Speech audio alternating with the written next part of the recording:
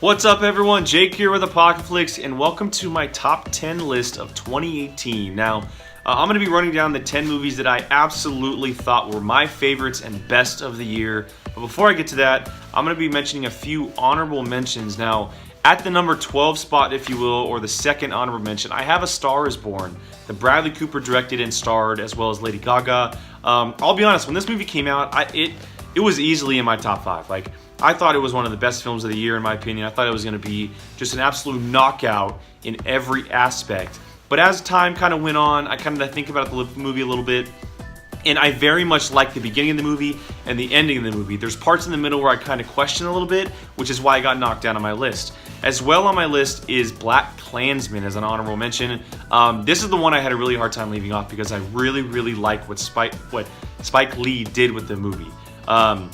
Adam Driver in the supporting role is absolutely incredible.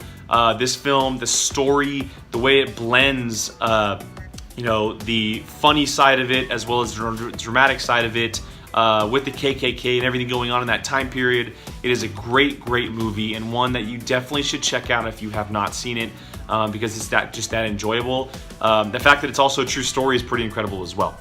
So, number 10 on my list is Upgrade. Now, I am the only one here in our Apocalypse team to have this on our list. This stars Logan Marshall Green in an AI-type movie. I don't want to spoil anything for those of you who have not seen it, but the action in this movie is absolutely incredible. The way they use camera work is some of the best this year. The story itself is actually very strong as well, as it raises a lot of questions about what we're doing with technology and whatnot and kind of where we're headed. I thought it was one of the most enjoyable movies of the year. It kind of got brought down a little bit as I kind of watched a few movies, but all in all, it's an action movie. It may be one of the best action movies of the year, if not the best action movie of the year. And so I think it definitely deserves a spot on my list. While it may be low at number 10, just think about it. Out of all the movies we saw this year, I have Upgrade at number 10. Number 9 on my overall list of 2018 is Annihilation. Now, this was my number 1 anticipated movie of the year, and I'm sure all of my team members in the background are chirping at me or thinking I'm crazy for putting this on my list. The reason why I have this on my list, one, we have the director who did Ex Machina, and I absolutely enjoy and just revel in the kind of ability he does with filmmaking, but also the thought-provoking thoughts that it did raise. I mean, it is all about provoking your thoughts and what you think and what we do, and kind of like just the ability he adapted in filmmaking. And it is a book, and so there was a blueprint to go off of, but I haven't read the book, and so it's all brand new to me. It's insane what this movie was able to do, and I understand a lot of people who don't understand it, who don't like it, but I thought Natalie Portman was fantastic. I thought Tessa Thompson was incredible. Everyone involved, it's just, I really enjoyed it. It's something I can go back and watch, and kind of like, you have to be able to set yourself in the mood for it. But Annihilation at number 9 on my list, while it was my number 1 overall, it's definitely a good thing that it ended up on my list. Number 8 of 2018 for me is Solo: A Star Wars Story. Now, at the beginning of the year, I'll be quite honest, I was not expecting this to be on my overall list because this movie had a ton of issues going into it, a ton of questions as well. We didn't really know what to expect. But as I sat down and watched this in May, while it didn't make a lot of money at the box office, this movie is a ton of fun. The one thing I kept saying after this movie was that it brought back the feel and fun of what Star Wars should be. Now, there's nothing against The Force Awakens and Rogue One and The Last Jedi, but this movie had a type of fun feel to it that we have not received in the last couple of years, and that is why I enjoyed it so much. Alden Ehrenreich was a huge surprise. He was great as Han Solo. You have Emilia Clarke as Kira, you have Woody Harrelson as Beckett, Lando by Donald Glover, you have the connection between Han and Chewie. There's so many things to love about it, the visuals, and plus it's a Star Wars movie. We all love Star Wars and the fun that it brings, but this one overall brings a ton of fun that we have not gotten, which is why it ranks it at number 8 for me. Number 7 on my 2018 list is Green Book. Now, this stars Viggo Mortensen and Mahershala Ali in a true story about two gentlemen in the 60s, I believe, who end up going through the South on a music tour, and it deals with the white versus black heritage and culture and that aspect of life in our history. It is based off of a true story, and there's some really cool pictures towards the end of the film that kind of show that. I thought this was probably the best drama film of the year. I really, really enjoy the performances by Mortensen and Ali, the direction by the director. The story is pretty incredible as well. It's hard to watch it sometimes, obviously because of everything going on at that time in our life. But overall, it's one of the best movies of the year, no doubt in my mind. Number 7, I think, is a great spot for it. I could honestly watch this at any given time and kind of be happy and sad and angry, and it brings out all those emotions, which is what you want from a film. And so out of all the movies I watched this year, this is definitely the one that I think that should deserve any kind of nomination for myself anyway, for any kind of Oscar stuff. And so number 7, I have the Viggo Mortensen and Mahershala Ali film, Green Book. Number 6 is one of the wildest and crazy unexpected movies of the year, Bad Times at the El Royale. Now, director Drew Goddard has not done a ton in the work of film. He's more of a producer. He's a great writer. He did the show running on Daredevil Season 1. I love what he does as a filmmaker and everything else in the world of movies. I think he's one of the bright stars that is going to be coming up in the next couple of years, doing a lot more. This movie is wild, man. Not only is Goddard, he directs a crazy story that is really interesting and unique as the way as it tells, but the characters played by these actors and actresses is crazy good. You have Jeff Bridges, you have John Hamm, you have Dakota Johnson, a couple others in the world that get in there with some great performances as well. Chris Hemsworth, the one that's in the front of the poster, obviously. It's a fun, wild, unique, interesting story. It never lets up. It always keeps you on the edge of your seat, which is why I liked it so much. It's also just because it's so different from anything I've seen this year, which is why it ended up so high on my list. I had high expectations, and it easily met those expectations for me. So number 6, I have Bad Times at the El Royale. Number 5 on my overall list for the year is Ready Player One. Now, when we did the review for this movie back in March, this was the movie I stated that would end up on my top 5 at the end of the year. And I'll be quite honest, it was going back and forth between a couple. I was trying to keep it in there, and it was kind of going back and forth. But all in all, it ended up staying in my top 5. I adore this movie. I think Steven Spielberg did a fantastic job directing and bringing pop culture and geek culture together with all kinds of references and Easter eggs and moments that everyone can recognize. You have the Iron Giant stuff. The Oasis is a beautiful thing on screen that you can kind of see and immerse yourself in. I know that a lot of book lovers of the book kind of bash on the movie for not being what it should have been.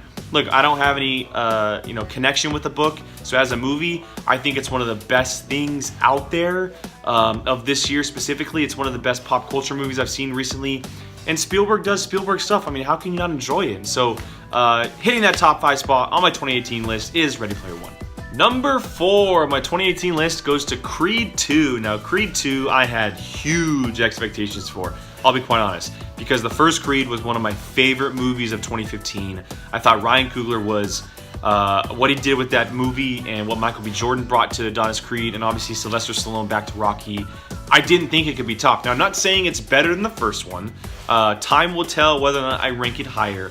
But for a sequel, it's incredible. It is one of the best movies of the year, easily for me. What Stephen Caple Jr. brought to this movie, because he had to connect Rocky IV and Creed together with the Dragos and Rocky and Adonis Creed, and then just everything that it had to do and how successful he was at it.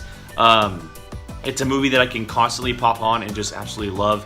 You have the fighting montage, or you have the training montages, you have the in-boxing ring, the fights, you have the music, which is always a huge part of this movie. And so I thought it was done very, very well. It's something I can watch on a constant basis. Creed 2, easily one of the best movies of the year for me. Hitting that number 3 spot for me in 2018 is First Man, the Damien Chazelle biopic film starring Ryan Gosling and Claire Foy about Neil Armstrong and his wife Janet. Look, everyone went into this movie expecting a mission movie about the telling of the moon landing and everything like that. And it does that, and that sequence is one of the best sequences of the year. It is riveting from start to finish.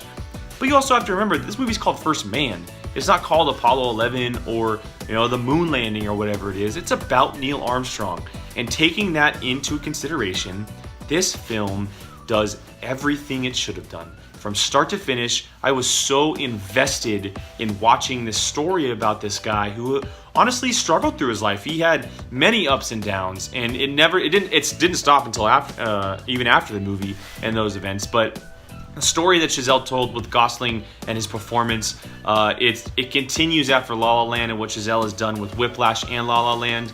I don't know if it'll get nominated, but in my opinion, it should. It's easily one of the best movies of the year for me. Whether or not it gets recognized, I'm not sure. But for me, First Man at number 3 easily deserves that spot. Now, this may come to a surprise to many of you, but at number 2 on my list this year, I have Avengers Infinity War. Now, my fellow team members here, each of them ranked Avengers Infinity War at number 1, and you can't argue with that. You really can't argue with that. But for me, it ranks it at number 2, and it is no discount to this film because this movie is everything we've wanted this movie to be. It is everything from start to finish. It brings together all the characters. It introduces us to one of the best comic book villains of all time. It opens up hundreds and dozens and thousands of possibilities going forward for this universe. There's so many things to love about it. There's so many things to hate about it, which is a good thing. There's so many things to be sad about it. It's a great comic book movie. I've heard many rank it as their number 1 comic movie of all time, and I can't argue with it. I can't, because it's everything that we've wanted from this movie. It's been building for 10 years. It's been building for 20 movies. It's exactly what it should have been. And I cannot wait for Avengers Endgame because of it. And so, at number 2, which may be a surprise to many of you, Avengers Infinity War takes that spot. All right, so we're ranking it at number 1. We have a number 1 spot of 2018 for me. It comes out to Mission Impossible Fallout. And look, I love the Mission Impossible franchise. I grew up on it, and yes, the first 3 movies are whatever, but the kind of way they've transitioned in these last 3 movies, I cannot believe that Fallout was, in my opinion, the best one. Like, it's incredible from start to finish. The action, the fact that Tom Cruise continues to do all of his stunts, the bringing in of Henry Cavill playing this character who, when we see action movies, we see, cheesy villains. He's a bad guy, man, and he is a good bad guy. And that scene at the end with him and Tom Cruise is crazy good. And then you bring back Rebecca Ferguson, you bring back Ving Rhames, you bring back Simon Pegg, you have the addition of Alec Baldwin in there. Just this core cast they've created with Christopher McQuarrie, who is, in my opinion, the best action director working right now. I could watch any movie he does in any genre and I'd be happy with it. And so it's my number 1 movie of the year. It's everything I wanted from this movie. It's the best action movie. It came out in July, and it solidified itself during that moment, and it has not moved since. And so for me, number 1 movie of 2018 is Mission Impossible Fallout. Well, there it is, guys. My 2018 overall list of the year.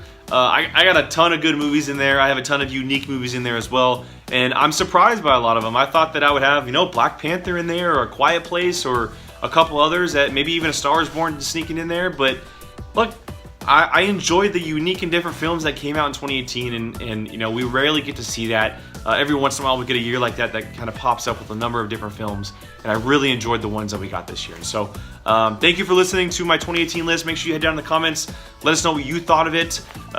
Did you like my list? Are there movies that I should have had in there? What does your list look like? Leave some thoughts down there. And we would definitely get back to you. And also check out all of our other lists that we have going on. We have the consensus list for Apocalypse. We also have the other guys list. Brian, Keith, and Jacob did their own videos as well. So check those out. Leave those thoughts down there. And again, this is my 2018 list, my top 10 of the year.